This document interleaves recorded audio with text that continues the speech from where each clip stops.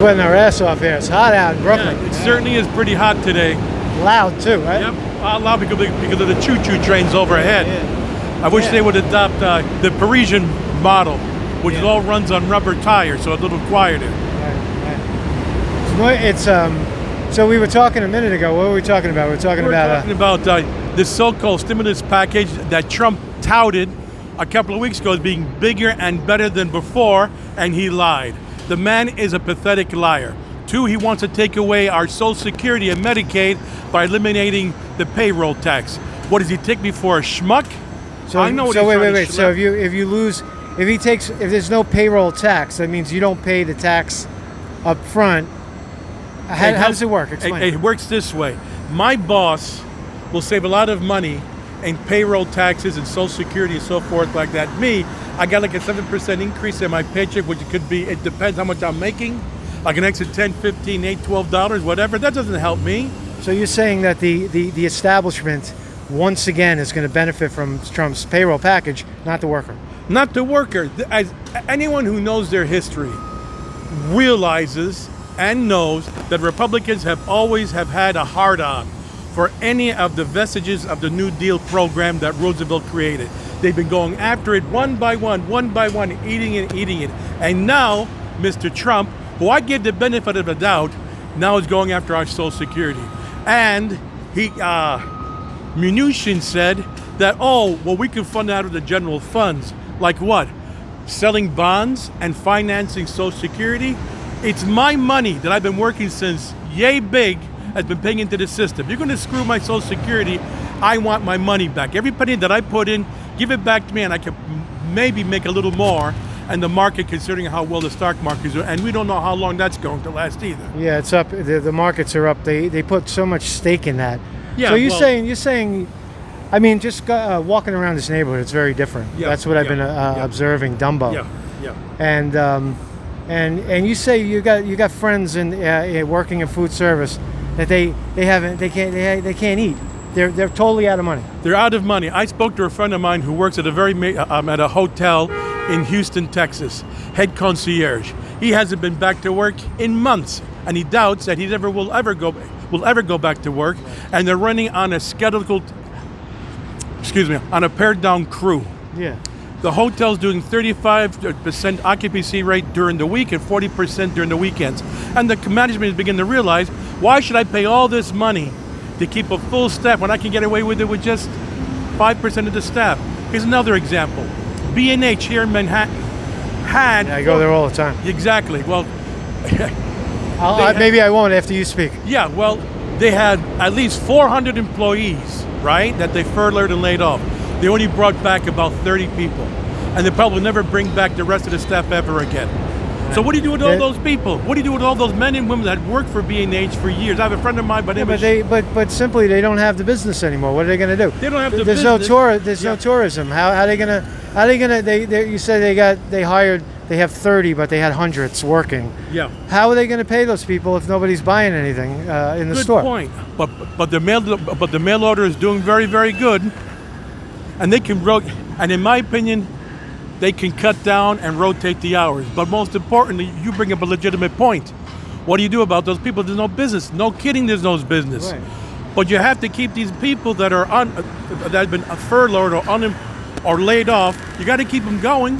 What do you do? Walk away from them and assume that they're going to get welfare? Bafangul, you're going to get welfare. They're going to give you nothing. They're going to give you schmaltz. Some schmatza in your face. Fangul means fuck, by the way, in Italian. Yeah, well, basically that's just translate. Yeah. Forgive me, God. I try to be a good Catholic. You fuck. Yeah, I'm basically screwed. Fangul. Yeah, So what do you do with all these people? 10, 15, but what's it, 35, 40 million people unemployed? What do you do with them?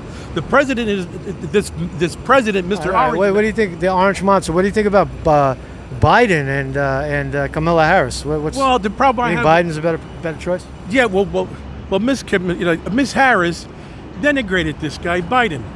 Yeah, they were pretty bitter. They were very bitter rivals, and you pick her out? Like there's no one else that you could have picked?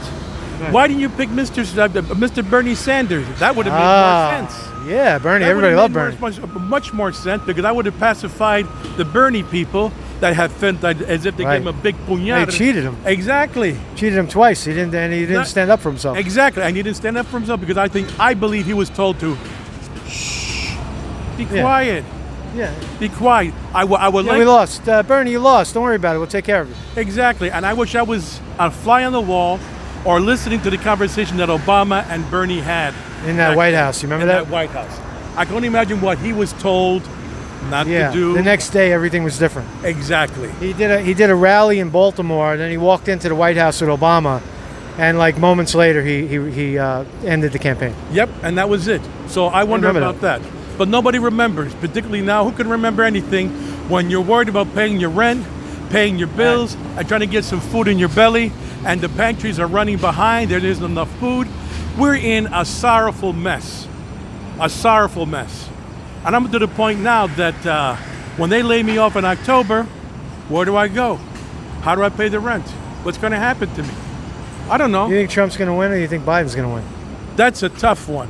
Because That's the a tough- Democrats cheat, so Biden can win in the blue states. He can win if they cheat him in. Just like they cheated Bernie, they'll cheat him. They cheat It's to cheat to get him. possible. But is there a master plan behind this? Do they really want Trump to win? I don't know. But Trump is, he's flippy floppy. He initially said he was opposed to forcing people to take the vaccine. Now he changed his mind. You think all those fundamentally Christians are going to go along with that? They're not going No. to. Now, forced vaccine will be they won't say, oh, you have to take the vaccine. They'll say, oh, if you want your city job, you have to have a vaccine. Yeah. Oh, you want to fly on the plane? Oh, you have to have a vaccine. Right?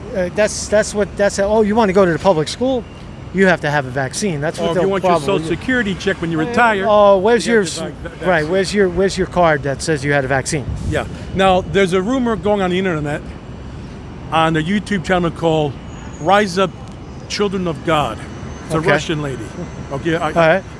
Anyway, she came across an I like article. Russian ladies. Yeah, well, she They're came tough. up. Yeah, well, she came up with this article recently about that the 1918 flu pandemic was actually a deliberate attempt, an experiment that had gone wrong. You got to check it out. It's no different than what just happened now. It's almost indisputable at this point that the coronavirus was manufactured in a laboratory and snuck out somehow because that's the evidence on the ground that there's no way that virus could have happened. It would have taken 800 years for it to have happened naturally. It was manufactured in a laboratory Yeah. and then somehow slipped out. Well, That's not even in my mind. That's not even disputable. But people don't care about that. no, because people are, well, why?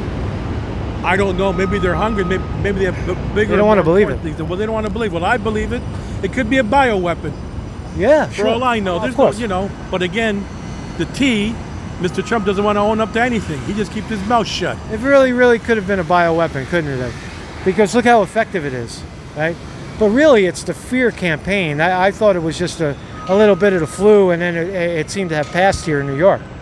And there's still, but right now they're blocking.